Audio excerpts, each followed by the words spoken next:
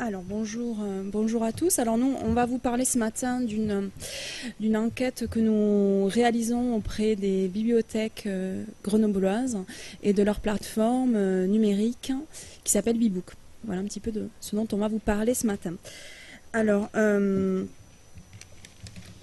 donc le point de départ de notre enquête est le fait de travailler, d'analyser les dynamiques d'évolution des offres documentaires, et notamment donc, de cette plateforme e-book. Donc, les recherches conduites en sciences humaines et sociales ont montré, chacune dans leur discipline, qu'on soit en sciences de gestion, en histoire, ou en sociologie pour nous, ou en anthropologie, etc., qu'étudier l'innovation ne pouvait se réduire à la saisie en fait, des seules dynamiques de changement technologique. Dans le secteur de la lecture publique, ce fait est confirmé par en fait, l'évolution même des bibliothèques.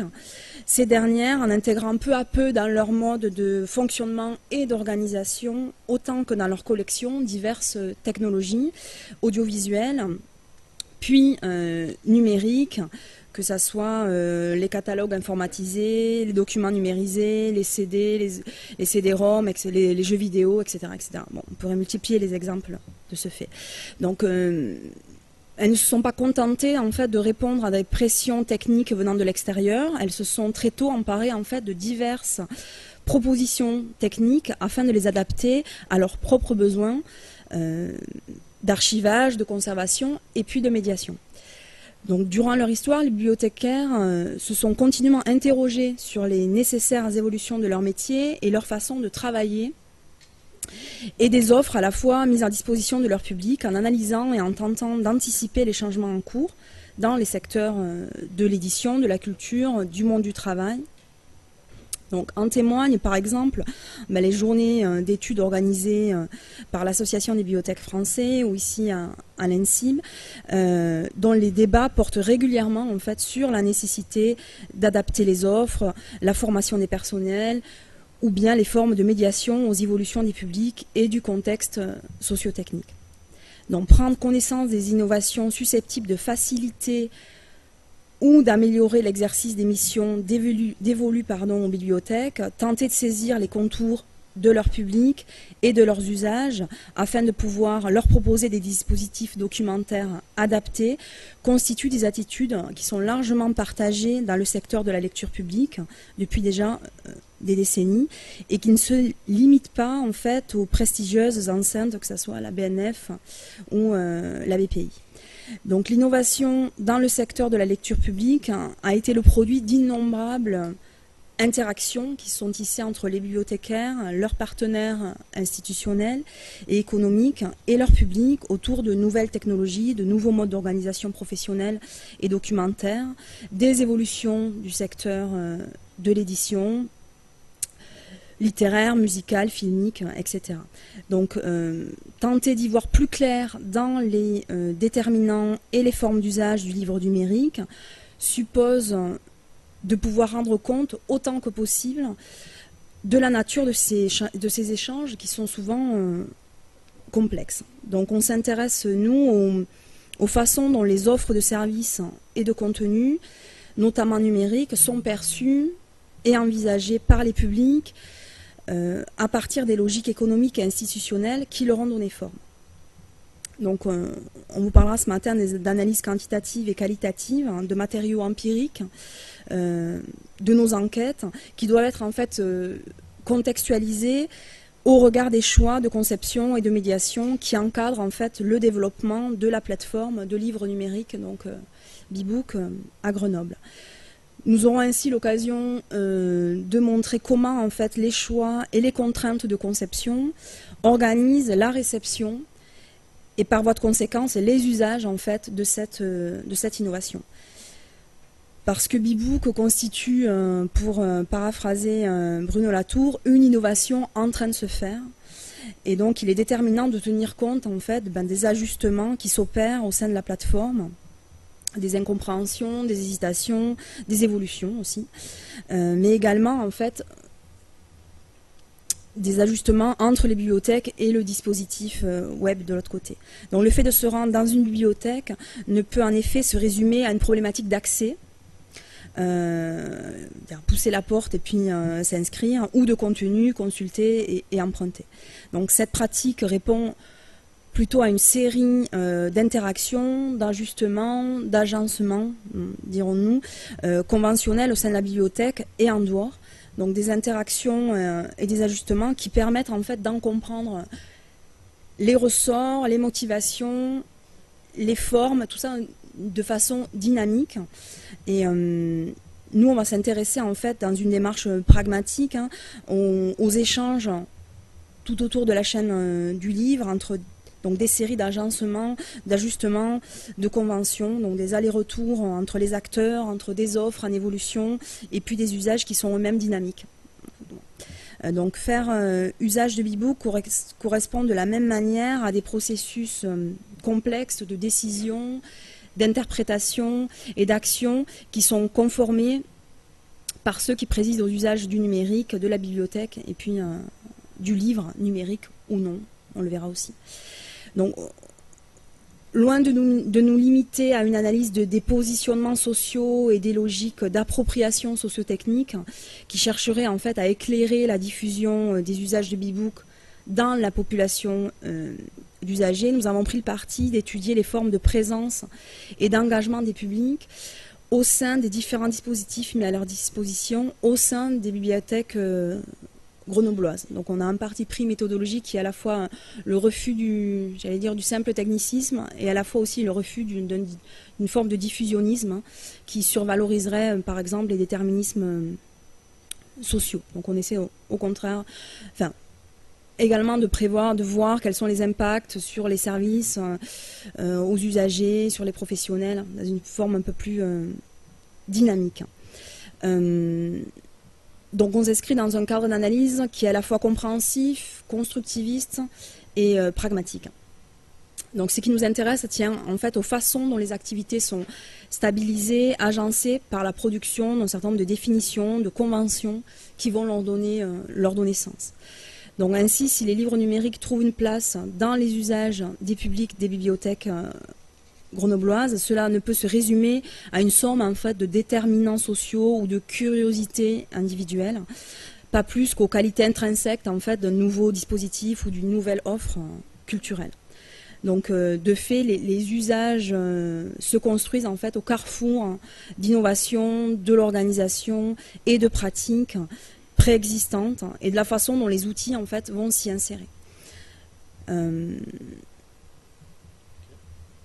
Je vais te laisser la parole. Donc, fort de cette introduction, je vais vous expliquer un petit peu ce qu'on a fait et notre dispositif d'enquête. Alors, on vous l'a dit, on ne s'intéresse pas qu'aux usages, au sens où l'a fait régulièrement la sociologie des usages, c'est-à-dire pas s'intéresser aux dispositifs et aux offres et regarder que ce que faisaient les publics. Ça, c'est du diffusionnisme, en fait. On se dit qu'il existe des besoins sociaux, et ce qui nous intéresse, normalement, quand on est sociologue, c'est de parler que de ces besoins sociaux-là, comment ils s'expriment, et du coup, comment une offre y répond. On a fait ça en sociologie parce que très longtemps, on a fait l'inverse, c'est-à-dire s'intéresser qu'à la technique, aux propriétés techniques, et la façon dont elle allait impacter des usages. D'ailleurs, le titre, à un moment dans cette conférence, il est marqué la façon dont la technique va impacter le social. Nous, ce qu'on vous explique, c'est que la technique, elle n'est pas extérieure au social. Tout ça se construit en même temps et que vous êtes, vous, dans une chaîne. Alors, vous percevez parfois au bout de la chaîne, n'empêche que les interactions que vous avez et votre activité, elle va être perçue par d'autres acteurs en amont qui vous font des offres, eux aussi. Et la technique, elle n'est pas hors sol et donc elle se construit en permanence. La question, c'est de savoir comment ces dispositifs mobilisent les usagers et les construisent en même temps. Donc pour faire ça, on a fait un dispositif d'enquête. En fait, on n'a pas choisi. On a fait des entretiens, des questionnaires, des observations à différents moments. Donc on a fait d'abord des entretiens exploratoires auprès des usagers pour savoir globalement comment ils maniaient les livres numériques et puis la bibliothèque. Après, on a fait des questionnaires sur 4 sites grenoblois. Kateb Yassine, Eau-Claire, qu'est-ce qu'on a fait d'autre, Arlequin, et puis, il doit m'en manquer une, Centre-Ville. Voilà. Donc on a fait ça en décembre l'an dernier, on a recueilli 1311 questionnaires valises, ce qui est quand même pas mal. Ça a bien marché ce questionnaire. Et alors ce qu'on a fait, c'est qu'on ne s'est pas intéressé qu'aux usagers du livre numérique ou qu'aux usagers du numérique tout court. On s'est intéressé à la façon dont les publics mobilisait toutes les ressources de la bibliothèque pour pouvoir caractériser les usagers du livre numérique par rapport aux non-usagers du livre numérique et aux usagers de Bebook par rapport aux autres. Donc déjà, c'est en ça qu'on n'est pas déterministe ni diffusionniste, on a vraiment pris large, un peu en entonnoir, je vais vous montrer tout à l'heure, on a essayé de qualifier un peu ce qui pouvait différencier et distinguer ces deux choses. Dans notre esprit, c'est un peu le premier mouvement de notre enquête, parce que ce qu'il va s'agir de faire maintenant, c'est de remonter un petit peu vers les diffuseurs, les distributeurs, les éditeurs aussi, pour comprendre comment les offres en bibliothèque sont formées, formulées, pensées, etc. Donc là, pour nous, on est au début, mais on a une entrée évidemment par les publics. Alors, il y a d'autres choses dont on vous parlera tout à l'heure, les entretiens compréhensifs et puis l'analyse des logs, mais Emmanuel Brandel en a déjà parlé un petit peu sur son blog, donc bon, on pourra échanger éventuellement tout à l'heure. Alors, vous êtes venus pour j'imagine, en savoir un peu plus sur les usages, donc je vais quand même faire un petit excursus avec des chiffres et parler quand même des usagers du numérique. Donc je vais changer de PowerPoint. Hop. Je vais faire vite parce que je vais pas tout vous donner, mais vous verrez qu'il y a beaucoup de choses à dire. Alors, déjà sur l'ensemble de notre échantillon, nos 1311 personnes, on a 18% de lecteurs de livres numériques dans l'échantillon, pas en bibliothèque, mais des gens qui lisent des livres numériques en général. 18%, c'est à peu près la moyenne qui est donnée. On n'a pas des chiffres très, très fiables, mais généralement, selon les études, on est entre 15 et 20%, donc là 18%, ça paraît cohérent. On a 8% qui lisent surtout des e-books gratuits, j'ai une petite faute, et 7% qui lisent sur liseuse. C'est pas mal aussi parce que la moyenne est plutôt, la moyenne donnée au niveau national, c'est plutôt 5%. Bon, donc du coup, on a dans notre échantillon des Français, des Grenoblois, qui sont pas spécialement à la traîne par rapport à ce qu'on connaît des lecteurs numériques en général. Il y a une étude de Boulier et Crépel, d'autres sociologues, qui ont fait une enquête en ligne qui donne à peu près les mêmes chiffres en 2013. Alors, en termes d'expérience, je vous ai donné ce petit élément-là. On en a la moitié, par contre, qui sont des lecteurs récents, qui ne sont pas convertis au livre numérique depuis très longtemps. Hein. Donc, 12 mois et plus, globalement, ça fait à peu près presque les 2/3 de l'échantillon. Alors, tout ça, je passe. Je sais que ça vous intéresse, mais c'est pas l'objet là. Hop, hop, hop. Alors, on va se poser des questions sur qui sont nos lecteurs de livres numériques, déjà. Alors, est-ce qu'ils sont jeunes ? Est-ce qu'ils sont sursélectionnés et est-ce qu'ils sont favorisés? Sursélectionnés, est-ce que c'est plutôt des cadres, des milieux supérieurs? Est-ce qu'ils sont plus riches que les autres? Bonne question, c'est des questions qu'on pose systématiquement en innovation. Est-ce que c'est un truc de jeunes, voire même de jeunes riches et beaux et urbains? Est-ce que c'est ça? Alors en termes d'âge, quand on regarde un petit peu alors à gauche, les lecteurs d'e-book et à droite, les non-lecteurs d'e-book. Donc je vous rappelle que là, c'est 18% de l'échantillon et là, c'est 82% de l'échantillon. Vous êtes des littéraires. Bon. Ce qu'on voit là, c'est qu'il y a effectivement un petit peu plus de jeunes dans les lecteurs d'e-book. Donc effectivement, on pourrait dire qu'ils sont plus jeunes. Un petit peu plus, hein, c'est-à-dire là, 28% contre 17% dans notre échantillon.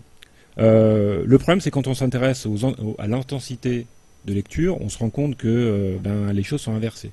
Donc on a plutôt plus de jeunes chez les lecteurs d'e-book, mais ils lisent plutôt moins que les autres. Très bien. Est-ce qu'ils sont sursélectionnés? Alors oui, ils sont sursélectionnés. On voit là le niveau de diplôme par exemple. Bon, effectivement, les lecteurs d'e-book sont surreprésentés dans ceux qui ont le plus de diplômes par rapport aux autres. Et puis on a plus de cadres, un peu moins de gens au chômage et un petit peu plus d'étudiants qui sont lecteurs d'e-book là aussi. Ça, j'aurais présenté ça quand j'étais en thèse à mon directeur de thèse, il m'aurait dit bah super, tu as fait toute une enquête pour montrer que on est dans des aspects un peu contrariés de démocratisation culturelle. Bourdieu a montré ça, enfin tous les sociologues ont montré ça depuis 30 ans. Ça n'avait pas la peine de faire 1311 questionnaires, on aurait pu le dire avant, mais on le vérifie, c'est un peu sursélectionné, oui. Est-ce qu'ils sont favorisés?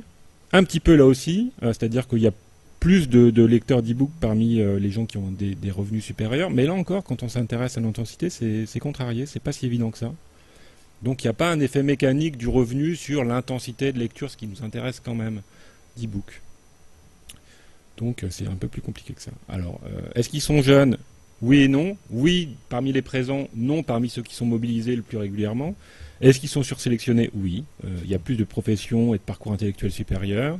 Est-ce qu'ils sont favorisés? Oui et non. Oui, parce qu'ils accèdent un petit peu plus, mais non, parce que l'intensité d'usage n'est pas mécaniquement liée au niveau de revenus. Typiquement à Grenoble, on a une ville d'ingénieurs. Les ingénieurs peuvent être riches, mais ils lisent pas beaucoup. Voilà. Alors, d'autres questions. Est-ce qu'ils sont modernes? Donc, est-ce qu'ils sont en rupture avec des formes traditionnelles de rapport au livre? Ça, c'est d'autres questions qu'on peut se poser. Est-ce qu'ils sont plus curieux? Est-ce qu'ils sont plus connectés? Est-ce qu'ils sont plus branchés numériquement? Est-ce que voilà, c'est un truc de geek? Je suis désolé, je caricature un peu, mais on n'a pas beaucoup de temps. Alors, est-ce qu'ils sont modernes? Eh bien non, ils ne sont pas modernes parce qu'ils sont totalement dans la pratique du livre imprimé et ils ne délaissent pas une forme pour une autre. Là aussi, je pense que je ne vous apprends pas grand-chose, mais c'est des questions qu'on pouvait se poser légitimement. C'est-à-dire que nos lecteurs d'e-book, ils sont plutôt surreprésentés dans ceux qui lisent beaucoup de livres et encore plus dans ceux qui possèdent plus de livres imprimés. Donc ils lisent plus de livres imprimés et ils en possèdent plus. Ils achètent plus de livres imprimés, ils consacrent un budget plus conséquent que les autres à l'achat de livres imprimés, ça devrait rassurer les éditeurs. Voilà, il n'y a pas de succession dans les offres, enfin il n'y a pas de substitution de concurrence, et ils fréquentent davantage les librairies aussi que les autres. Donc ils ont des curiosités qui s'expriment un peu dans tous les secteurs. Bon, j'y reviendrai un petit peu tout à l'heure. Donc on a des lecteurs d'e-book qui lisent, achètent, empruntent plus de livres imprimés que les autres, et c'est une pratique de plus pour eux. Alors est-ce qu'ils sont plus curieux? Bon, je vous l'ai fait rapidement, mais oui, ils sont plus curieux. Ils explorent un panel de pratiques, j'y reviendrai tout à l'heure, plus conséquent que les autres. Donc ils empruntent plus de choses différentes en bibliothèque. Ils consultent plus de choses différentes en bibliothèque que les autres. Ils sont souvent allés à la bibliothèque plus tôt que les autres. Ils l'ont découverte un petit peu plus tôt. Et ils sont moins nombreux parmi ceux qui pratiquent, qui n'ont aucune pratique culturelle de sortie. Voilà. Donc, voilà. Alors, ils sont omnivores, donc plus de diversité dans les pratiques culturelles et plus d'intensité dans les pratiques, y compris les pratiques peu distinctives. Ils regardent des séries télé sur Internet, ils lisent des romans policiers. Bon, ils ne sont pas que dans les pratiques distinctives. J'y reviendrai tout à l'heure, mais ça c'est un constat aussi qu'on fait. Un sociologue comme Peterson a fait ça dans les années 70-80. Michel de Certeau aussi a montré ça assez rapidement, qu'on est dans des pratiques de cumul. Et être cultivé aujourd'hui, c'est cumuler les pratiques, y compris les pratiques peu distinctives. On est revenu sur Bourdieu, les constats de Pierre Bourdieu dans les années 70-80 sur la distinction culturelle. Alors, dernier point, est-ce qu'ils sont plus connectés, est-ce qu'ils sont plus branchés? Alors, ils sont plus nombreux à être inscrits sur les réseaux sociaux. 68% à être connectés contre 49%. On a globalement un peu plus de la moitié de notre échantillon qui est inscrit sur un réseau social. Et ils sont plus nombreux à consulter régulièrement les réseaux sociaux. Voilà. Donc 54% contre 35% à le faire tous les jours. Et puis, ils contribuent davantage. Je le fais court aussi, on mettra tout ça en ligne si vous voulez. Et ils ont des usages d'Internet qui sont aussi, là aussi, plus diversifiés. Alors, ils téléchargent davantage, ils ont plus de pratiques de streaming aussi que les autres. Donc, ils sont surreprésentés dans toutes ces pratiques qui sont liées au numérique aussi. Hop, ok. Rapidement, qu'est-ce qu'ils font concrètement? Ben oui, ils téléchargent plus de... Alors c'est surtout du e-book gratuit, un petit peu d'e-book piraté, aux environs de 15%, mais c'est pas énorme par rapport à d'autres pratiques. Hein. On vous a mis les films en VOD, là les piratages étant en dessous, c'est pas du tout la même proportion, on y reviendra tout à l'heure. Aux environs 75% pour les films et 15% pour les livres. Voilà. Pour l'instant en tout cas. Alors, est-ce qu'ils sont plus connectés? Oui, ils sont plus actifs dans la sphère numérique, plus investis dans les réseaux sociaux, ils ont des usages d'Internet plus diversifiés, ils ont une tendance plus marquée à acheter des contenus culturels en ligne. Et donc ça, c'est en lien avec leur éclectisme et leurs profils sociaux. J'y reviendrai tout à l'heure. Voilà, donc ils sont pas plus modernes, ils sont bien plus curieux et ils sont effectivement plus connectés. Hop, je bascule sur tout ça. Je reprends ma petite présentation de tout à l'heure. Alors, globalement, ce qu'on peut dire, c'est qu'on a des lecteurs de livres numériques qui s'emparent assez modestement de l'offre qui leur est faite. Hein. Donc, on a aux environs de 18% de lecteurs de livres numériques et on a des taux d'usage de Bebook et de Numilog à l'époque combinée qui était aux environs de 4%, mais c'était une offre qui venait d'être lancée. Hein. On a un éclectisme, c'est-à-dire une façon d'investir un panel large de pratiques, et globalement des pratiques qui sont perçues en continuité avec les pratiques qui sont déjà les pratiques qu'on a en bibliothèque. Donc on explore des curiosités. Si on cherche, si on lit du livre, du roman policier, on va lire du roman policier sur e-book. Si on lit de la littérature, de la poésie, etc., ces types de curiosités vont être reproduites dans les offres en général et dans les offres qui sont faites par la bibliothèque. On va y revenir tout à l'heure sur ces points-là. Alors globalement, il nous reste un petit peu de temps, on va vous parler de 2 points qui sont sensibles pour nous. À la fois la façon dont ces usages se font dans une ambiance et une situation de controverse du livre numérique que vous connaissez, mais qui est sensible aussi pour les lecteurs de livres numériques et qui oriente un peu leur positionnement. Donc il y a la question des controverses, et puis il y a une deuxième question qui est celle de la captation de l'attention sur laquelle je reviendrai tout à l'heure. Ok. Alors, ce qui est ressorti effectivement assez fortement de l'enquête, c'est qu'au sein de la chaîne du livre jusqu'au lecteur eux-mêmes, l'introduction du livre numérique ne va pas de soi, en fait. Et donc, il y a l'idée au cœur de cette pratique de lecture des livres numériques de justifier en fait l'usage de ces livres numériques. Donc, effectivement, même lorsqu'elle est solitaire et silencieuse, la lecture constitue une activité sociale, on le sait bien, comme l'ont montré d'ailleurs une décennie de travaux en sociologie de la lecture. Et les lecteurs de livres numériques coordonnent leurs actions et leurs actes interprétatifs et évaluatifs avec l'ensemble en fait des autres acteurs de ce secteur culturel. Et une carrière de lecteur est constituée donc sur la base, nous l'avons vu, d'expériences antérieures, individuelles ou collectives, définies par des processus de socialisation et également par les sociabilités qui sont tissées autour du livre. Donc selon les situations et leurs compétences et les façons en fait dont les lecteurs de livres numériques parviennent à trouver des repères, leur permettent de donner du sens à leur nouvelle pratique. Et l'exploitation des entretiens nous ont permis d'identifier en fait quelques-unes des façons de rendre cohérent, de rendre stable, de rendre justifiable en fait le fait de lire des livres numériques. Donc la première d'entre elles qui revient effectivement, qui est attendue et qui revient fréquemment, c'est l'idée de l'efficacité. Lire un livre numérique peut être dans certains cas plus pratique qu'un livre imprimé. L'efficacité du livre numérique ne se substitue pas nécessairement à celle de l'imprimé. En fait, elle est négociée et évaluée selon les circonstances. Bon, je vais vous lire rapidement, mais quand même, c'est important de relever certains entretiens. Bon, par exemple, Hélène qui nous dit « J'aime le papier, mais ça m'intéresse d'avoir du numérique parce que je voyage et que c'est pratique. En plus, beaucoup de livres sont passés dans le domaine public et donc on peut télécharger gratuitement sur sa liseuse des poésies.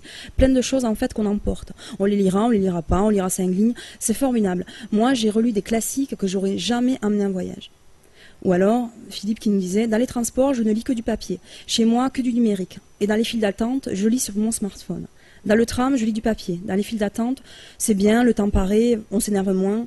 Je peux lire 2 livres en même temps. C'est une technique. Si je coupe un peu. Dans les files d'attente, en ce moment, je lis des contes de Grimm. J'ai lu un roman comme ça sur plusieurs semaines, rien que dans les files d'attente. La Terre de Zola, bon, etc., etc. Bon, il y en a plein d'autres exemples de ce type-là. Donc une deuxième façon de trouver également un sens en fait collectif à l'usage du numérique tient à l'expression en fait paradoxalement, qui peut paraître paradoxale, à l'expression d'une fidélité qui est renouvelée au livre imprimé.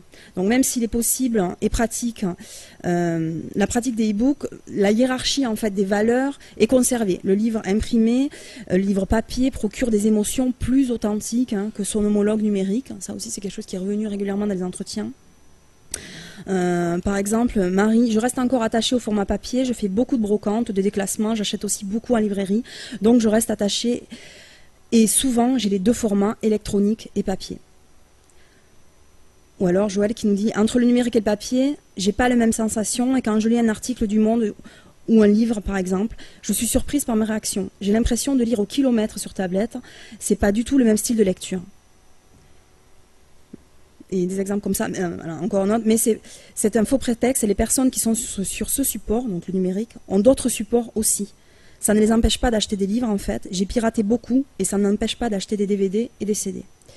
Donc, on pourra en dire bien d'autres. Donc, pour certains usagers, la lecture numérique reste attachée en fait à une lecture rapide, superficielle, opposée à des formes plus concentrées, plus focalisées, plus immersives de lecture de l'imprimé. Mais à contrario, le caractère manipulable, transformable, dynamique du livre numérique paraît pour d'autres lecteurs un atout qui est un atout irremplaçable. Bon. Par exemple, c'est similaire à ma pratique, écrire des petites notes. Le vrai avantage, c'est la possibilité de rechercher des mots. Dire, bon, je me rappelle un personnage, un mot, et le chercher dans tout le livre. En papier, tu dois passer beaucoup de temps. J'alterne lecture numérique et lecture papier, mais c'est vrai que c'est quelque chose que j'utilise de plus en plus. Ça devient mon livre de chevet, la tablette. Donc, ces tensions, en fait, entre l'exploration du texte et la focalisation sont, pour un auteur par exemple, comme Emmanuel Kessou, typiques du développement d'une économie, ce qu'on appelle une économie de l'attention, d'échanges et de processus de coopération au sein desquels la valeur d'un bien ou d'une activité en fait est définie par des formes de mobilisation d'attention. Donc l'expérience qui consiste à lire un livre imprimé ou numérique est redéfinie par certains lecteurs sous l'angle en fait de ces questions de l'attention. Précisément parce que, comme cela a été dit, les dispositifs numériques mettent en place des modes de gestion et de captation attentionnelle. Tu reviendras là-dessus, ouais, c'est vrai. Si on a le temps. Donc voilà, c'est ce que nous disent également les extraits d'entretien, juste pour finir là-dessus, c'est que du livre imprimé au livre numérique, les émotions, en fait, le goût de la lecture sert de guide et de fil conducteur. On a toute une série de sentiments comme ça exprimés spontanément et être en mesure d'exprimer son goût pour le livre numérique. Et nous allons le voir, d'autant plus important que l'usage de ce dernier est controversé aux yeux des usagers interrogés, comme en fait de leur entourage. Et une difficulté qui revient et un regret fréquemment exprimé aussi est la difficulté de faire circuler le livre numérique. Si le fait de se rendre en bibliothèque reste pour la majorité de l'échantillon, près de 80%, une pratique solitaire, la possibilité qui leur est donnée de faire circuler un livre imprimé au sein de leur famille, de leur entourage, etc., est contrariée dans le cadre de BeBook. Plus largement d'ailleurs, aucun des interviewés que l'on a rencontrés ne déclare échanger, prêter ou avoir reçu en fait de livres numériques. Ils semblent assez isolés et ne paraissent pas entrer en relation avec d'autres lecteurs numériques. D'ailleurs, ils déclarent généralement de ne pas avoir les compétences techniques pour télécharger des livres, par exemple. Donc l'immatérialité en fait des œuvres semble paradoxalement présenter un obstacle à leur circulation au sein des réseaux de lecteurs. Donc la solitude du lecteur de livres numériques, dans laquelle l'enferment en fait les différents freins sociotechniques à la circulation des ouvrages, se trouve aussi redoublée par la difficulté d'exposer ces lectures comme on le ferait dans le rayonnage de sa bibliothèque ou sur sa table de chevet. Donc l'absence de circulation à cette absence de circulation s'ajoute aussi très fréquemment le fait que l'usage du livre numérique est suspecté par l'entourage des usagers interrogés et même par une part d'eux-mêmes d'ailleurs de représenter une menace pour le livre imprimé. Je vais juste vous faire un extrait d'entretien. Mon entourage me fait la guerre. C'est pas une pratique, donc de lire en numérique, encore courante. On me dit oui, ça va être la mort du livre, il faut pas aller dans ça, etc. Je ne sais pas si on va vers la disparition du livre, du métier d'imprimeur, de libraire. C'est une grande question de société. Et ce type de questionnement des lecteurs de livres numériques, on le retrouve très fréquemment. Donc, alors que, et Olivier l'a dit tout à l'heure, alors que le piratage est une pratique qui est fréquente dans le cadre de pratiques numériques en lien avec le cinéma ou la musique, une seule personne que nous avons rencontrée a déclaré télécharger illégalement des livres. Tout se passe finalement comme s'il y avait un attachement éthique particulier au livre imprimé, à l'organisation traditionnelle du marché du livre, qui empêchait encore certains usagers du numérique de basculer en fait vers une économie du flux ou du partage. Dernière chose aussi, c'est que les usagers du livre numérique en bibliothèque ne sont pas épargnés en fait par les débats qui agitent finalement les sphères professionnelles autour du livre numérique. Donc il y a beaucoup de discussions sur l'avenir de la chaîne du livre, etc. Mais finalement, à la fois ces lecteurs-là sont finalement très peu informés des évolutions de la chaîne, des rapports de force qui se nouent entre les différents acteurs de la chaîne du livre. Donc ils ne saisissent pas bien en fait finalement les enjeux et pourquoi on ne trouve pas un livre qui est épuisé, pourquoi on ne le trouve pas systématiquement en numérique, et le prix d'achat, enfin toutes ces questions-là finalement ne sont pas connues en fait des lecteurs du numérique et ne permettent pas du coup, cette méconnaissance ne permet pas du coup de justifier aussi l'utilisation numérique auprès de leur entourage ou auprès de leur cercle proche. Et donc l'idée est aussi d'assumer finalement cette part controversée en fait du livre numérique en bibliothèque, l'assumer de façon un peu plus ouverte, qui permettrait aussi de déboucher sur la création d'un bien commun dont Olivier va vous reparler, une nouvelle définition de la lecture et de la lecture publique en régime numérique. Je vais te laisser. Ouais, on va conclure. On est hyper long en fait. Bon, c'est pas grave. On vous en a parlé. Ce qui est intéressant, c'est d'envisager les évolutions des plateformes de livres numériques autour de la question de l'attention.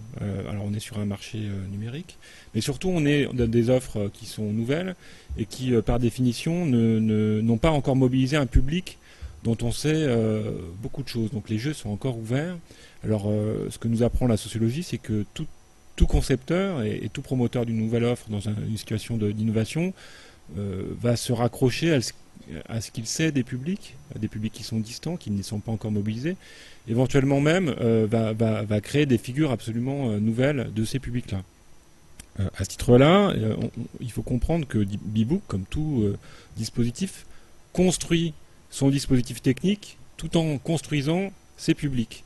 Et en faisant ça, on va mobiliser certaines fractions du public qui n'existent pas par essence. Il n'y a pas de lecteurs de livres numériques dans la nature. Il y a des offres qui créent ces lecteurs de livres numériques, qui les mobilisent.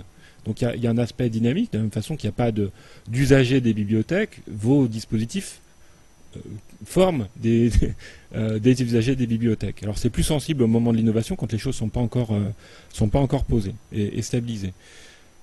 Alors il y a des choses qui, on vous le dit, il y a des leviers sensibles. Alors typiquement, pourquoi les plus jeunes ne sont pas forcément les plus mobilisés par rapport à ces offres? Les jeunes, contrairement à ce qu'on imagine, on les imagine avoir des pratiques de zapping et très dispersées. Les jeunes, ils ont des pratiques qui sont au contraire concentrées sur certains types d'offres en bibliothèque. Ils sont concentrés sur de la consultation, typiquement. Et ils n'ont pas des spectres de curiosité très larges. Ils empruntent moins que les autres, ils sont moins investis dans les pratiques d'emprunt. Ils restent moins longtemps. Ils restent plus longtemps, mais à consulter sur place. Et ils ne vont pas avoir des usages reportés comme d'autres fractions de l'échantillon, et typiquement les actifs, cadres, etc. Au contraire, ceux qu'on imagine être concentrés, avoir des lectures plus savantes, etc., sont ceux qui ont des attitudes attentionnelles les plus dispersées, qui accordent leur attention sur des dispositifs plus variés. Et c'est ceux que, pour l'instant, vous captez assez facilement, parce qu'ils sont, on va appeler ça curieux, en tout cas, ils accordent un peu d'attention à tout. Voilà, vous leur faites des offres, ils vont regarder, et après, ils adoptent, entre guillemets, ou ils adoptent pas. Donc déjà, je vous invite à prendre les choses sur l'angle de l'attention de manière un peu différente. Les jeunes ne sont pas dispersés. Au contraire, il faut réussir à les focaliser sur d'autres éléments. Et puis, ceux qui sont les publics les plus faciles sont au contraire pas les plus concentrés. Alors, si on gère, si on rentre du côté de l'attention, le premier problème pour un dispositif innovant, ça va être de capter l'attention, de se rendre présent, ce qui est peu le cas, parce que pour l'instant, l'offre de livres numériques, elle est peu perceptible, elle est peu connue. Et typiquement, il faut se rendre en bibliothèque pour savoir qu'elle existe. ce qui paraît logique, parce que vous êtes des bibliothèques et que vous vous adressez à vos usagers, mais quand on réfléchit un peu, pourquoi est-ce qu'il faut se rendre en salle de lecture pour accéder à un dispositif qui permet de ne pas se rendre en salle de lecture? Voilà. On pourrait tout à fait faire ce service à tous les usagers, enfin à tous les citoyens d'une ville, sans qu'ils soient nécessairement typiquement inscrits dans un lieu. Bon, alors donc du coup, il y a des problèmes de captation. Comment on fait pour informer, capter et rendre le livre présent dans les pratiques? Ensuite, comment on fait pour fidéliser les usagers? Comment on fait en sorte qu'ils restent sur la plateforme de numérique? Alors, le problème que vous avez, c'est qu'il faut une offre abondante, il faut une offre qui soit diversifiée, et il faut une offre qui soit éventuellement personnalisée. En tout cas, il y a des limites pour l'instant, donc vous en débattez beaucoup, hein, je reviens sur le caractère controversé, mais les lecteurs ne sont pas au courant du tout, ils ne savent pas pourquoi... ils n'ont pas accès à l'ensemble des collections imprimées. Ils ne comprennent pas du tout les enjeux et les dialogues avec les éditeurs, les distributeurs, etc. Donc pour eux, c'est logique. Un livre numérique, c'est juste un livre qu'on n'a pas imprimé. Donc ça devrait être moins cher. Donc on devrait l'avoir plus facilement. Ce n'est pas le cas. Ils ne comprennent pas nécessairement. Donc c'est compliqué. C'est pas aussi varié qu'ils voudraient. Je vous rappelle que c'est des gens qui ont des curiosités très variées sur beaucoup d'aspects en fiction ou de livres documentaires. Ils ne comprennent pas pourquoi ils ne retrouvent pas cette variété. Et puis c'est pas personnalisé. Quand vous allez sur Amazon typiquement ou chez des éditeurs, vous avez de plus en plus des algorithmes qui vous proposent une personnalisation, toute chose que vous ne retrouvez pas dans les plateformes de livres numériques pour l'instant en bibliothèque. Alors est-ce que c'est bien ou pas bien, peu importe, c'est un peu éditorialisé, mais pour l'instant c'est guère personnalisé. Des choses que les usagers de livres numériques connaissent, fréquentent dans les pratiques qu'ils ont du numérique en général. Pareil sur sites de rencontres, je sais pas, effectivement, plateformes de streaming, etc. On arrive de plus en plus avec des algorithmes qui proposent des choses un peu personnalisées du type vous aimez ça et vous aimerez aussi. On trouve peu ça sur les plateformes de livres numériques. Ensuite, il n'y a pas de dispositif d'alerte.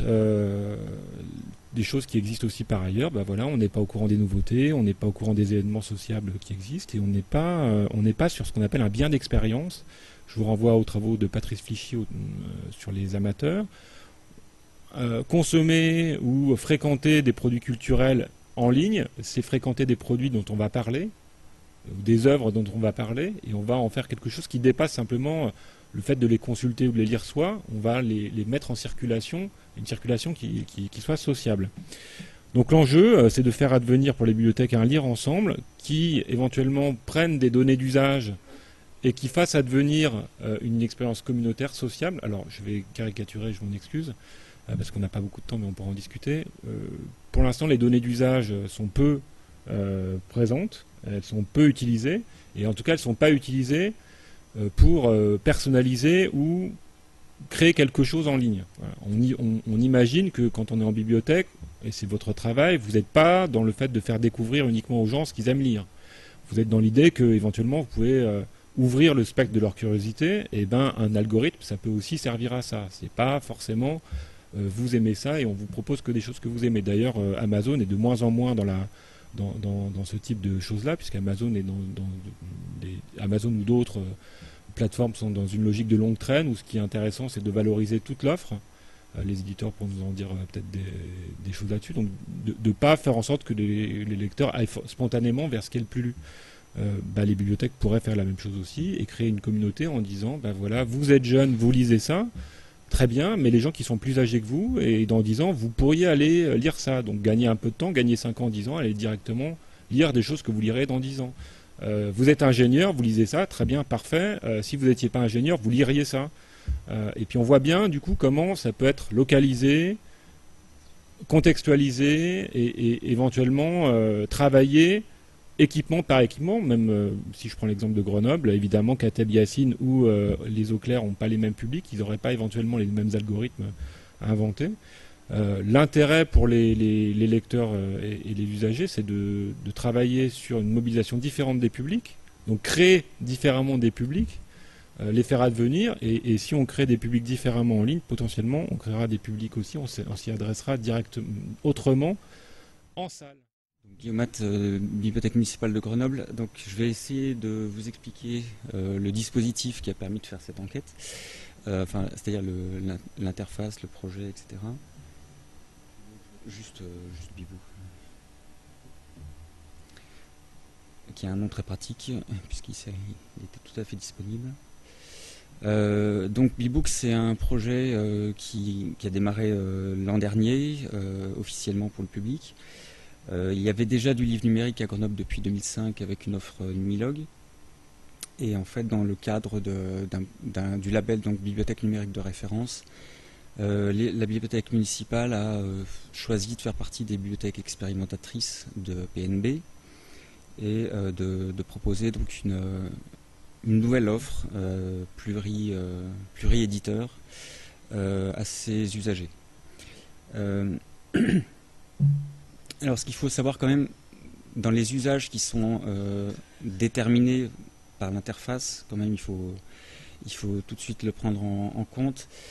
C'est un projet dans lequel on a choisi une plateforme canadienne qui est opérée par deux marques. Donc, une plateforme qui est déjà utilisée par prêtnumérique.ca, le dispositif de prêt canadien.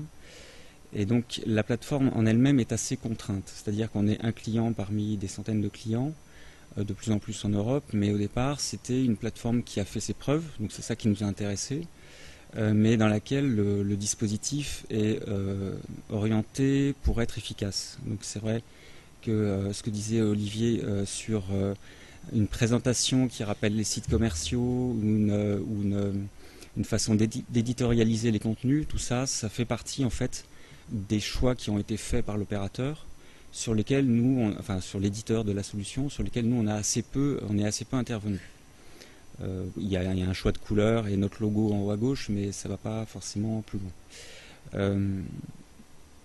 Voilà, pour le projet, ça c'est, on va dire, le choix de la plateforme. Ensuite, ce qui a été déterminant, c'est le travail de choix d'offres. Donc je ne reviendrai pas sur PNB puisque tout le monde je pense connaît le dispositif. On a commencé à faire des achats pour Bebook en juillet 2014, à une époque où l'offre n'était pas ce qu'elle était aujourd'hui, c'était à peu près la moitié de ce que vous voyez aujourd'hui dans les catalogues PNB. La première question donc, qui s'est posée à nos collègues, c'est comment construire une offre intéressante avec un minimum de titres. On s'est basé sur l'expérience canadienne et on a essayé d'atteindre une espèce de masse critique évaluée à 700 titres. Aujourd'hui on est un peu au-dessus, mais on se rend compte que c'est pas forcément la peine d'aller beaucoup plus loin. Ça je peux y revenir, puisque les constats qu'on a faits sur l'utilisation des titres montrent que c'est pas forcément la peine de proposer 3000 titres dans tous les sens. Ils ne trouveront pas forcément leurs usages. Donc l'offre, elle s'est construite par des acquéreurs bibliothécaires qui se sont penchés sur les catalogues PNB, qui ont eu un peu de mal dans certains domaines comme les documentaires ou la jeunesse, puisque l'offre était un peu balbutiante au départ, maintenant c'est un peu mieux. Mais ça reste des domaines où c'est difficile de trouver des pépites, puisque c'est de ça dont il faut parler.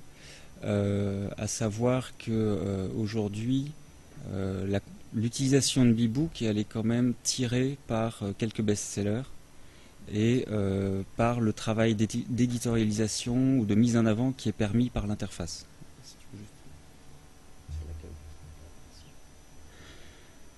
C'est une plateforme web. Effectivement, on est dans une captation, enfin dans une démarche de captation de l'attention.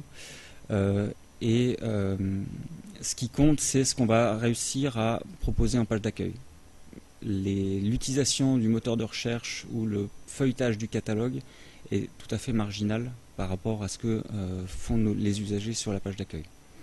Et ça se voit très bien dans les emprunts, à savoir que si vous propulsez les prix littéraires sur la page d'accueil, ils seront massivement empruntés jusqu'à ce que tous les jetons soient épuisés. Donc là, il faudra trouver autre chose. Mais c'est une sorte de rotation de sélection qu'il faut opérer.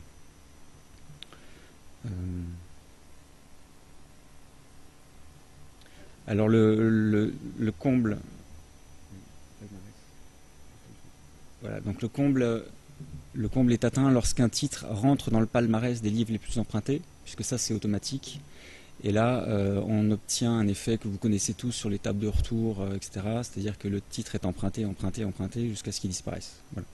Donc en fait, là, il y a une quinzaine de titres aujourd'hui dans cette rubrique, mais Millennium 4 n'en a plus pour longtemps. Là, ça, je peux vous le dire, c'est vite. Il va bientôt falloir le racheter, si mes collègues l'estiment nécessaire.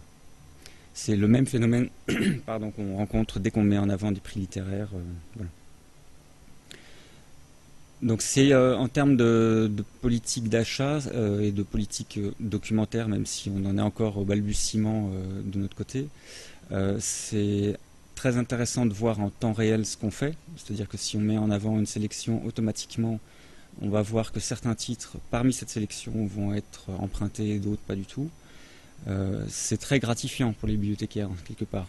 Ce que j'ai acheté, ça sort, ce que j'ai acheté, ça sort pas, etc. Ça oblige à une réactivité qu'on n'avait pas du tout auparavant, bien sûr, à devoir acheter des titres du jour au lendemain quand c'est le concours, bien sûr, ce genre de prix. Voilà.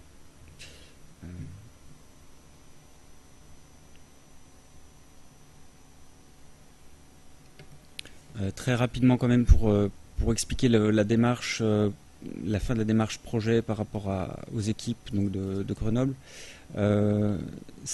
Comme c'est un outil qui est simple à prendre en main, mais derrière c'est du livre numérique et ça dans la population des bibliothécaires c'est pas du tout répandu, enfin, en tout cas à Grenoble. Donc la première démarche qu'on a dû faire nous, c'est former tous les utilisateurs à la lecture d'un livre numérique en fait, dans un contexte que vous connaissez comme moi, qui est celui des DRM, qui est complexe, avec des logiciels à installer, des comptes à créer, etc.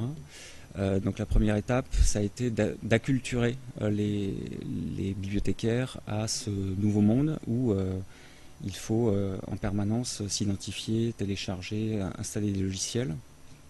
Donc ça nous a pris quand même 3 mois. Oui, puisqu'on a choisi de faire ça en direct avec tous les agents des bibliothèques, considérant qu'une présentation en plénière n'avait aucun sens, puisque ce qui comptait, c'était l'appropriation du livre, du support livre numérique, sur téléphone, tablette ou liseuse. Alors ça a été aussi une très bonne préparation pour l'accueil des usagers, puisque aujourd'hui, quand un usager essaye de se connecter sur BeeBook, il est parfois ingénieur. Effectivement, il y a beaucoup d'ingénieurs à Grenoble, mais ce n'est pas forcément les ingénieurs qui arrivent le mieux. On a dans les entretiens, je crois qu'il y a quelque chose là-dessus. Oui. Il y a des ingénieurs en informatique qui disent qu'ils n'y arrivent pas, et voilà, c'est assez courant. Donc on retrouve ces questions-là qu'on avait eues en interne, on les retrouve régulièrement. En fait, dès qu'un nouvel usager veut s'inscrire sur BeeBook, on est très content de faire connaissance avec lui. Ça arrive quasiment une fois sur 2, je dirais, parce qu'ils ont des problèmes à un niveau ou à un autre. C'est pas dans l'interface, puisque là, on est d'accord, c'est du web et ça pose pas de soucis. C'est tout ce qui vient après, création de compte, téléchargement, DRM, etc.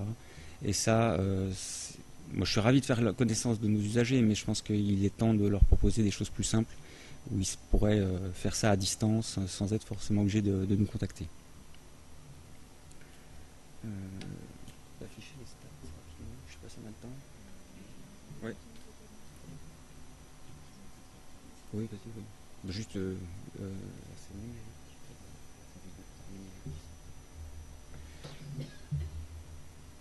donc je finis juste en affichant les stats si ça vous intéresse, qui sont complémentaires de.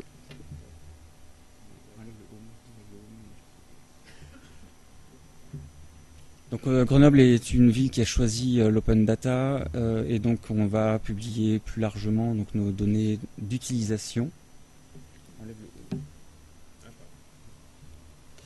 Donc si vous voulez retrouver le suivi statistique de l'utilisation de BeeBook, c'est en ligne à cette adresse.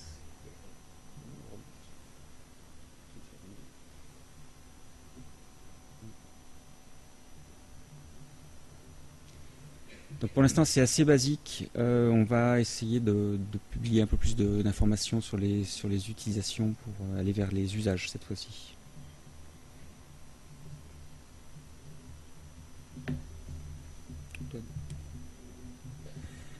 Donc moi j'ai à peu près 3 minutes pour vous dire beaucoup de choses. Alors je vais faire vite, en fait je vais un peu casser l'ambiance parce que du coup on a vu à la fois des choses extrêmement intéressantes sur les retours d'usage, on a vu aussi Pibook qui est pareil une expérimentation extrêmement intéressante. Alors avant de parler, je vais dire d'où est-ce que je parle. Donc je m'appelle Antoine Fouchier, je travaille à l'agence Rhône-Alpes pour le livre et la documentation. Donc c'est une structure régionale pour le livre. Donc là j'ai demandé à tous mes collègues de France des structures régionales pour le livre de lever la main dans la salle. Allez-y, faites pas les timides. Donc on est nombreux en fait en France à travailler avec tous les professionnels du livre, que ce soit les auteurs, les éditeurs, les libraires ou les éditeurs ou les médiateurs du livre. Voilà, j'ai oublié personne. Donc l'idée c'est qu'en gros on leur donne de l'argent et on les aide. Pour faire très rapide, je vais faire comme Olivier, je vais aller très très très vite. En fait, moi je voudrais aborder 6 points pour parler de livres numériques, et non pas de bibliothèque, mais de livres numériques et de professionnels du livre, pour justement casser un petit peu l'ambiance et dire un peu toutes les questions que ça suscite. Et je pense que du coup ça nous permettra pendant les 4 minutes qui restera de pouvoir échanger avec vous sur ces questions-là. Donc en fait moi je vais reprendre en fait tous les questionnements qui se posent sur toute la chaîne du livre, en partant des auteurs, pour arriver jusqu'au lecteur ou au moins jusqu'au bibliothécaire. Avec 3 préliminaires. Le premier préliminaire, c'est dire que la chaîne du livre elle est longue et complexe, mais ça vous le savez aussi bien que moi. Le deuxième, c'est que les bibliothèques ont une force économique qu'il ne faut pas sous-estimer, parce que parfois les bibliothécaires sous-estiment la force économique qu'ils ont par rapport aux éditeurs ou par rapport à d'autres acteurs de la chaîne du livre, et je pense qu'il ne faut jamais oublier que les bibliothèques ont une force économique extraordinaire, même si ça reste pour les bibliothèques de lecture publique un service public, ça n'empêche pas qu'il y a quand même de l'argent dans tout ça. Et puis le troisième préliminaire, c'est qu'il ne faut pas dissocier papier et numérique, enfin, on en parle depuis hier matin, sur les usages, et de dire que justement, nous on avait l'exemple, on avait organisé une rencontre avec des booktubers il y a un mois et demi. On avait l'exemple d'une lectrice, c'était assez étonnant, qui ne lisait qu'en numérique, mais qui achetait en papier tous les livres qu'elle lisait en numérique, et elle n'ouvrait pas les livres. C'est-à-dire qu'elle prenait un soin extrême avec ses livres, qu'elle collectionnait, etc., qu'elle prêtait surtout pas, et qu'elle gardait, etc. Donc c'était aussi, voilà, il y a des usages toujours étonnants par rapport à ça. Alors, les 6 points, je vais faire extrêmement rapide. Le premier, c'est concernant les auteurs.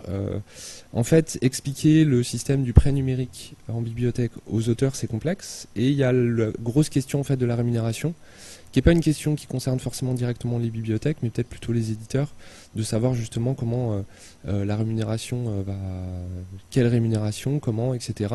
De se dire que les auteurs ont le même fantasme que les lecteurs, de se dire que finalement un livre numérique, normalement c'est pas compliqué à faire, donc il devrait non pas toucher 8% comme c'est le cas d'habitude en édition papier, mais plutôt 16, 25 ou 50. Alors en fait c'est un peu plus complexe.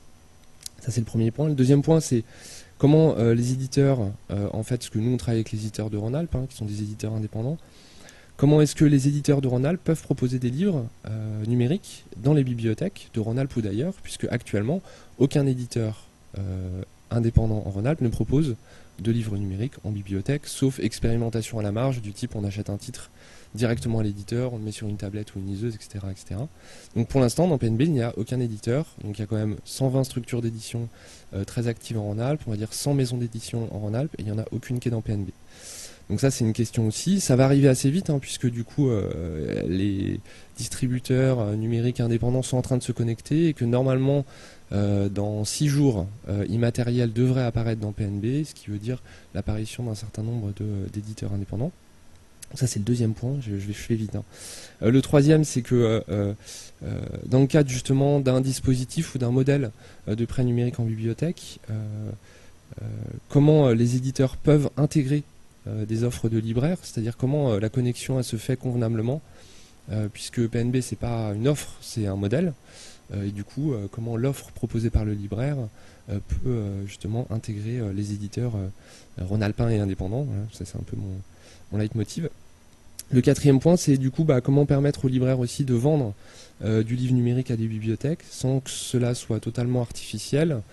Sous-entendu, en fait, le but quand même, c'est que le libraire joue aussi le rôle de libraire et qu'il ne soit pas juste mis dans la boucle pour que du coup il vende du livre et qu'il touche une commission au même titre que l'éditeur, l'auteur ou toute la chaîne du livre, mais comment on réintègre justement la valeur du libraire là-dedans.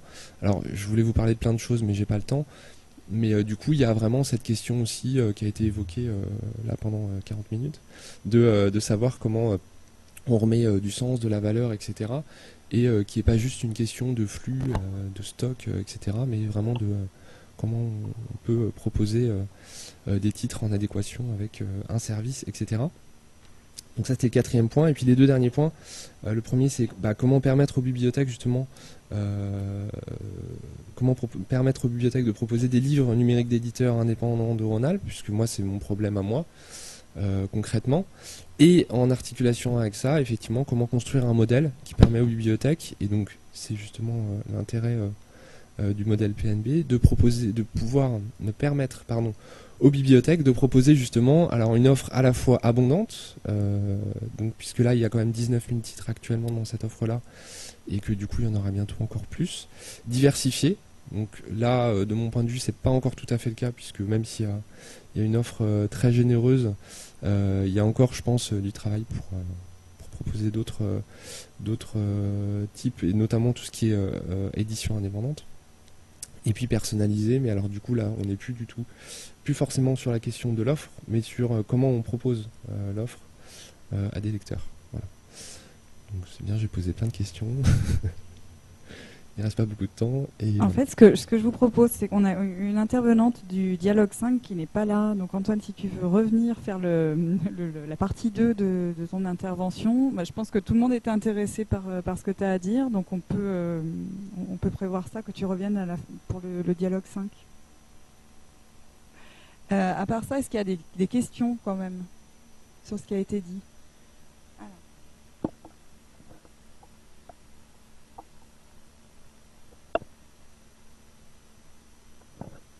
Oui, bonjour, Stéphane Michalon, d'Ipagine, qui représente certains libraires. Je voudrais juste dire, il a été rapidement dit que tout le monde connaissait bien l'offre PNB. Je voudrais juste réinsister sur quelque chose qui est que Antoine Fauché a dit que vous aviez, les bibliothèques, une force extraordinaire d'un point de vue économique. C'est vrai. Et donc, du coup, vous êtes responsable de ce que vous allez faire de cette force économique. Or, PNB, et ça je ne suis pas sûr que ça soit clair pour tout le monde, a été construit par Didicom pour que n'importe quelle bibliothèque achète à n'importe quel libraire. À n'importe quel libraire. Et donc, qu'est-ce que vous allez faire de cette liberté en termes de responsabilité pour bien ne pas vous enfermer dans le choix d'un seul libraire? Puisque une fois que vous êtes connecté à PNB, vous pouvez très bien acheter pour 2000 € de livres à tel libraire et 2000 € de livres à tel autre libraire dans votre ville. Et comme Guillaume Hatt a fort bien montré que ce n'est pas forcément la peine de dépenser un budget faramineux pour acquérir 10 000 ou 12 000 titres, voilà, il y a 1700 titres ou 500 titres ou 300 titres, ça suffit.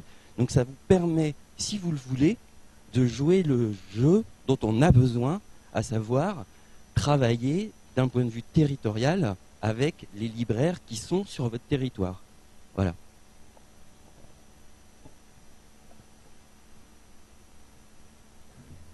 Merci Stéphane. Oui, bonjour. Oui.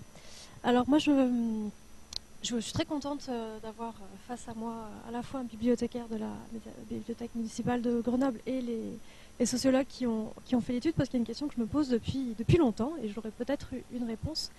Donc on parle de PNB, vous nous avez présenté votre choix de passer par la plateforme de Demarc, et je me permets de rappeler que les bibliothèques qui choisissent PNB font le choix soit de passer par une plateforme à côté du portail, soit de passer par l'intégration en fait dans un catalogue et de permettre une recherche fédérée. C'est vrai que pour moi, quand on est lecteur, le support importe peu. Enfin, je lis à la fois du numérique ou du papier et je me dis pas, tiens, aujourd'hui j'ai envie de lire du livre numérique, tiens, je vais aller sur la plateforme dédiée au livre numérique spécialement. Et dans le développement des usages, le fait que, comme disaient les sociologues, le fait que Bibou, alors même en construisant ce dispositif technique, construit aussi son public et fractionne le public, moi ça m'interroge en fait sur donc à la bibliothèque de Grenoble, je demande quelle est la plus-value que vous pensez, que vous imaginez dans le développement de cette œuvre en ayant choisi cette manière de faire plutôt qu'une recherche intégrée. Et aux sociologues, je vous demande, qu'est-ce que vous pensez que ça change en tant que lecteur ou usager ou expérience lecteur d'arriver dans un lieu où on a la possibilité, mais ça veut dire c'est une démarche de dire il faut que j'aille sur Bebook pour lire du livre numérique et voir que, ou d'être face à son catalogue dans son usage habituel, et c'est-à-dire pas forcément dans l'idée je vais lire du livre numérique, mais de se dire tiens cet auteur-là, tiens ce livre-là il existe aussi, il n'est disponible qu'en numérique et je vais lire du livre numérique parce que j'ai envie de lire ce livre. Enfin, je veux dire c'est quand même en tant que professionnel qui apportant une offre, on positionne le lecteur différemment, l'usager différemment si on suppose qu'il va devoir avoir la démarche de lire du livre numérique et voilà pour dépasser. Vous avez compris ma question. Alors c'est une question qu'on s'est posée bien sûr. C'est un choix à la fois technique et d'usage. Technique parce que on passe par des systèmes qui ne nous permettaient pas forcément d'offrir une bonne, comme on dit aujourd'hui, expérience utilisateur en livre numérique. On avait eu l'expérience, je ne donnerai pas de nom, on avait eu l'expérience avec différents éditeurs ou différentes plateformes et on a souhaité, comme on l'avait fait auparavant pour de la VOD, en fait on a souhaité pouvoir construire un peu plus librement l'utilisation des livres numériques que simplement les proposer dans notre catalogue général. Ça c'est la première chose.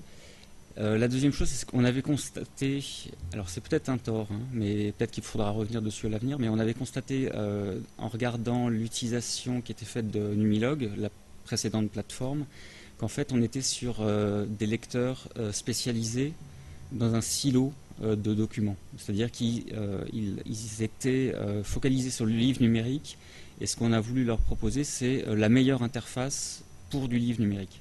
Et comme vous le savez, c'est compliqué de télécharger un livre numérique, il faut gérer, etc., un certain nombre de soucis techniques. On a préféré optimiser ces opérations en choisissant une plateforme dédiée.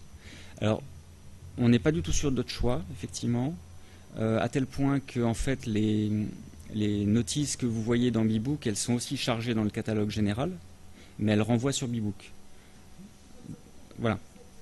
Il y a la volonté d'afficher à tous les lecteurs qui connaissent d'abord le catalogue général et qui, certains d'entre eux, 4% connaissent Bebook, il y a quand même la volonté de leur proposer l'opportunité d'arriver sur un livre numérique. Si j'ai 2 secondes pour une anecdote, c'est ce qui a sans doute aidé à lancer Bebook. On a eu un problème de bon de commande très concret sur le royaume d'Emmanuel Carrère en septembre 2014, en papier. Et donc on a eu énormément de lecteurs qui l'ont cherché dans le catalogue, qui ont fait des réservations, etc. Et là, on a eu un boom sur Bebook parce qu'en faisant une recherche sur ce titre, ils pouvaient constater qu'il était disponible en numérique. Voilà. Donc en fait, il y a des titres, il y a des hasards comme ça qui montrent qu'il faut fractionner quand techniquement on n'a pas le choix, mais il ne faut surtout pas fractionner l'offre qu'on fait à nos lecteurs. Alors, c'est une bonne question. Pour nous déjà, le mérite de PNB, c'est d'exister et d'être une expérimentation. Voilà. Donc, s'il y a une chose que la sociologie de l'innovation apprend, c'est qu'effectivement l'innovation c'est faite d'essais, d'erreurs, avec des processus quand même à un moment d'irréversibilité technique, c'est-à-dire qu'une fois qu'on est parti, que les acteurs sont partis dans des filières techniques, et vous parliez de métadonnées hier par exemple, typiquement c'est compliqué de revenir sur des choix techniques, d'où l'intérêt d'en discuter et d'ouvrir les controverses et puis de les exposer comme vous le faites, de toute façon professionnellement. Donc il y a des expérimentations, on mobilise des publics, on les mobilise pas, ça marche pas, ça c'est déjà un premier point. Après, effectivement, ce qu'on voit nous concrètement et clairement, c'est que le livre numérique, il est de toute façon pour l'instant homothétique par rapport au livre imprimé, y compris dans la gestion que vous en avez en bibliothèque. Voilà. Donc forcément, les usages qui sont faits sont des usages qui sont assez homothétiques et qui sont dans le prolongement des façons d'habiter la bibliothèque. Voilà. pour l'instant, vous faites des offres à des usagers de bibliothèques que vous pensez comme vos usagers de bibliothèques et à qui vous adressez des offres pour que ça marche. Nous, ce qu'on souligne, c'est le fait que vous avez la possibilité de faire autre chose et d'inventer autre chose. L'innovation, ça se fera d'abord aussi dans votre capacité à vous dire que vous pouvez mobiliser d'autres publics et d'imaginer d'autres publics. Vous avez des publics qui s'absentent des lieux, vous avez peut-être la possibilité de les faire revenir sur des lieux numériques, des terrains numériques, typiquement. Voilà, il y a des gens qui vont plus en bibliothèque parce que c'est des publics éloignés, parce qu'ils vieillissent, typiquement, ou parce que ils sont plus étudiants, enfin ils sont étudiants, ils n'ont pas encore d'enfants, ils n'ont pas besoin de revenir. Bon, là il y a des opportunités de mobiliser d'autres publics. La difficulté, c'est que vous ne les pensez pas, ces publics. Vous ne les pensez pas parce que vous ne les avez pas sous les yeux. Voilà. Dans vos salles. Donc effectivement, dire qu'il faut rematérialiser les offres de livres numériques, c'est vrai, en partie, parce qu'effectivement, il n'y a pas toujours d'interopérabilité, puis ça serait bien, quand on est dans la bibliothèque, de voir qu'il y a des livres numériques qui sont absents, mais qui pourraient être présents. Voilà, on ne trouve pas le bouquin, la place du livre est vide, mais on pourrait dire il est en bibliothèque. Il y a plein de choses à inventer là-dessus, mais il y a aussi beaucoup de choses à inventer pour faire de nouveaux publics, des publics qui peuvent être des publics de lecteurs de livres numériques, des livres numériques aussi qui ne sont pas obligés d'être homothétiques. Bon, là, ça, c'est un autre débat, mais là, nous, pour l'instant, on ne parle que de livres qui sont des livres qui ont à peu près les caractéristiques un peu augmentées du livre imprimé, mais ça peut être autre chose. Il y avait des expérimentations hier sur le prix d'innovation de choses qui peuvent avoir d'autres formes. On n'en est pas encore là, hein, pour l'instant, dans ce qu'on voit de ce que sont les lecteurs de livres numériques. Ça, c'est la première chose. Ensuite, dans la façon de mobiliser des communautés de lecteurs de livres numériques, là encore, il y a des choses à faire. Il y a des choses qui existent dans la sphère numérique, je vous l'ai dit, avec des prestataires privés qui utilisent des données et des algorithmes qui font exister leurs clients, qui nous mobilisent d'une certaine façon, et qui nous disent qu'on est comme d'autres ou qu'on est soi-même quelque chose. Donc c'est très intéressant d'identifier des logiques un peu d'identité sur la façon dont on construit sa carrière de lecteur, maintenant en pouvant observer ses traces d'usage qu'on n'avait pas avant. Voilà, maintenant, acheter des livres, c'est aussi voir tout ce qu'on a lu avant, tout ce qu'on a acheté. Il y a des choses qui peuvent être plus sociables. Voilà. Moi, je trouve que c'est intéressant pour vous de dire à quelqu'un, vous n'êtes pas seul à lire. Il y en a d'autres qui lisent pas comme vous. Voilà. Il y a des belles choses à faire.